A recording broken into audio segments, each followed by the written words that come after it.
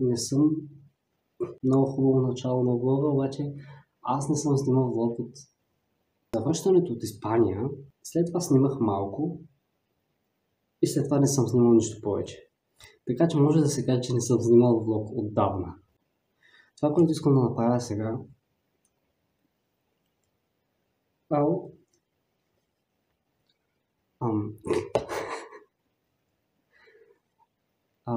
Искам да ви покажа всички книги, които съм прочел през 2024 година. Това е по модел от българския BookTok, което е TikTok група от хора, които правят контент, свързан с книги. Да. Нека да си преоблека, защото си връщам от работа и да започваме.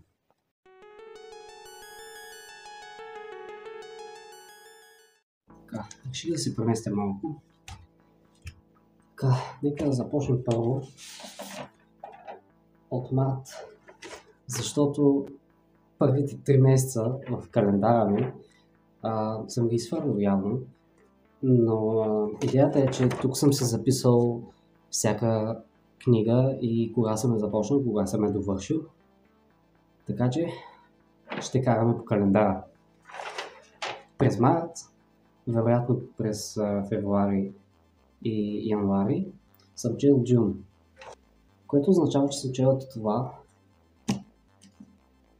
И щях да правя цял клип общо за Дюн, обаче в един момент ми се стори тъпа идея, но може някой ден да се поговоря малко по-сериозно за него. Доколкото виждам, през целия март съм го изкарал на Дюн. Добре, това вече няма да ми трябва. И през април, буквално, добре, мисля, че на 17 април съм приключил с Дюн. На 19 съм започнал тази книга Сканирани. Ето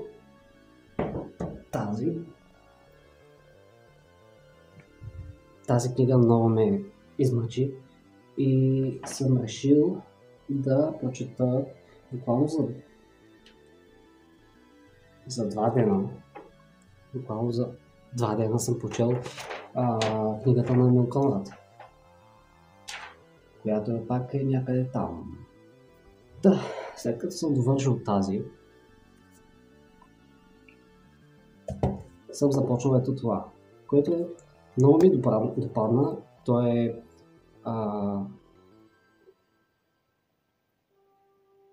как се постига успех, техниките на успешните хора. Много ми хареса, много ми допадна. Започнал съм на 22 април и съм я продължил до 9 май. 9 май. Даже тук вече съм започнал да си слагам медали, такива, когато прочета някаква книга. И от 9 май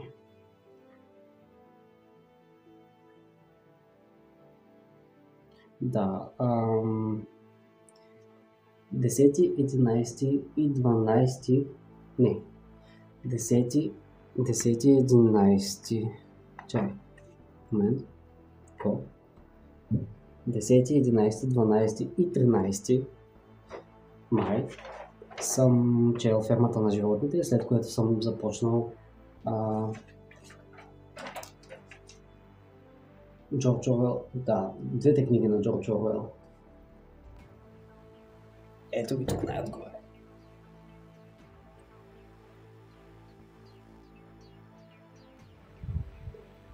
Фермата на животните и 1984.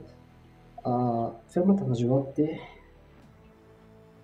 беше доста окей, хареса ми, много поучителна и си личи какво се случва по света, по принцип.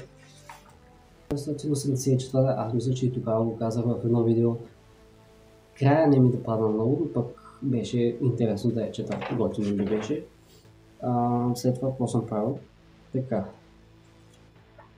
Започнал съм 1984 на 14 май и съм я чел до 31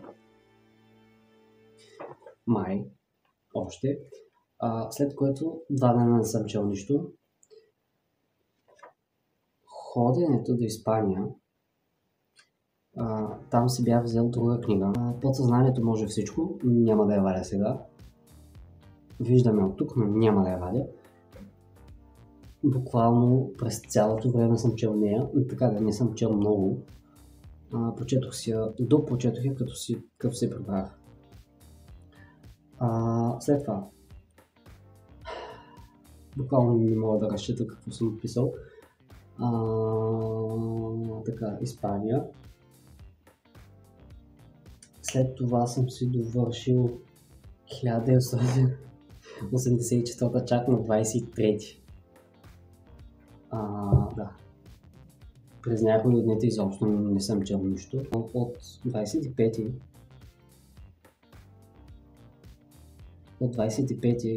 съм започнал пак да чета Подсъзнанието може всичко. След това юли Подсъзнанието може всичко продължава, като съм пропуснал едни 2 дена и буквално съм завършил на 7 юли. Така, след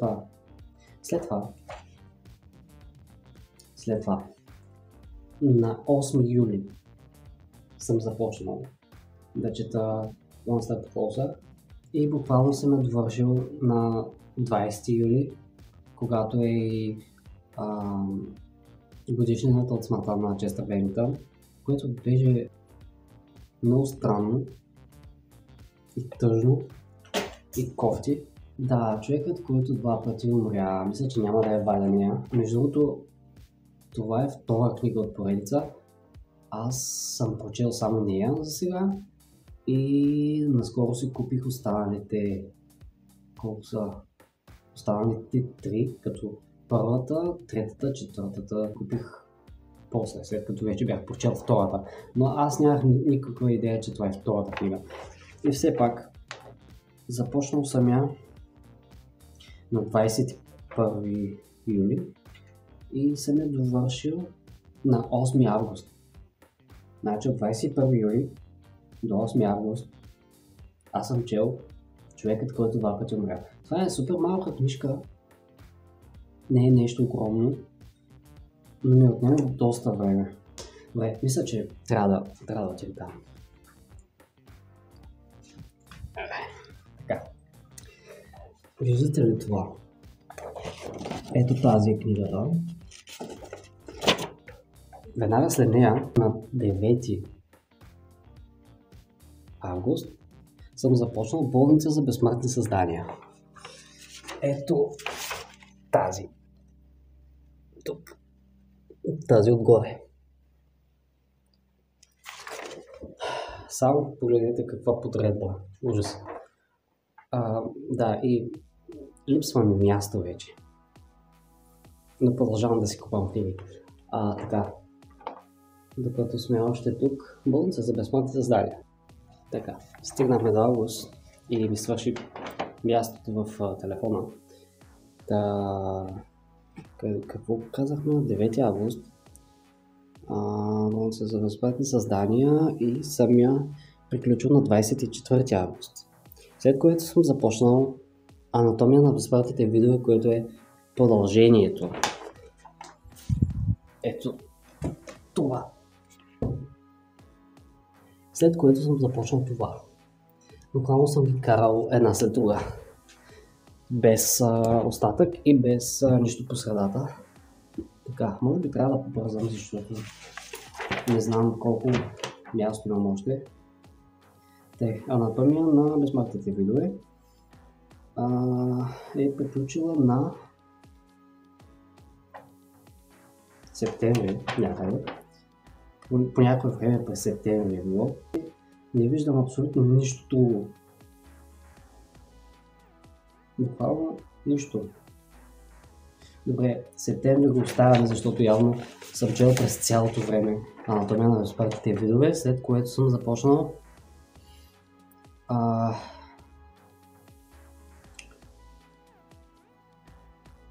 на 5 октомври съм приключил с анатомията и съм започнал дисекция на безсмъртни сърца.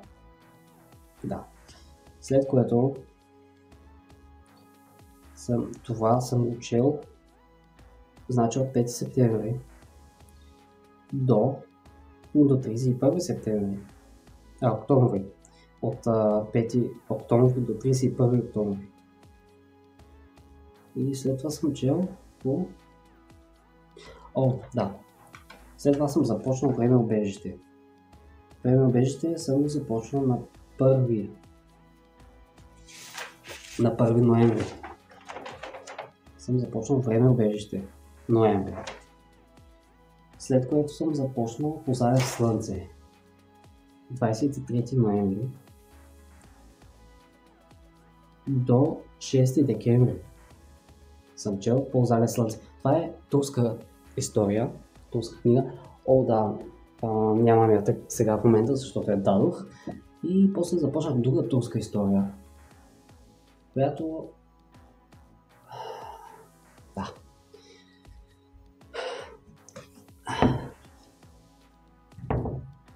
Ето тази червената тук.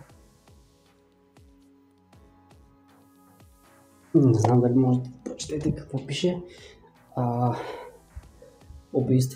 Убийство в новогодишната нощ, което се пада декември, нали?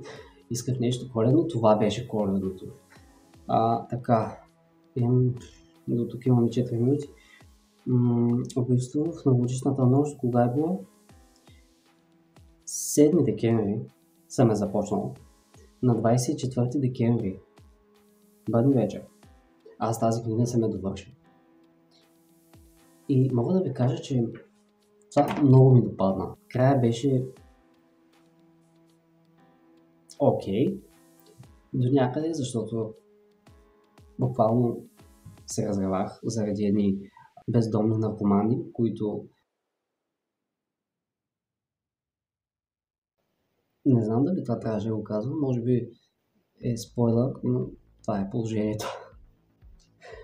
Книгата е на турски автор и доста ми хареса. На 25 декември аз започнах това. И вече съм доста навътре в историята. Не знам, вижда ли се. Вече съм доста навътре в историята. И междувременно, докато чета това, аз обикновено го чета след обяд, но междувременно чета втората книга от поредицата Вечен град. Пак ми свърши мястото, мисля, не знам какво стана. След тази има още една. И не знам, може би е време да приключвам този влог, не знам колко време стана, но между другото имам си нов домашен любимец и давайте имена, женско е и чао.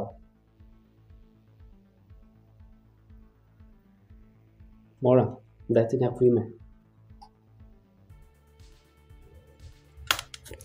Да, и забравих да ви кажа, че имаше малко фойерверки на Нова година. Заповядайте.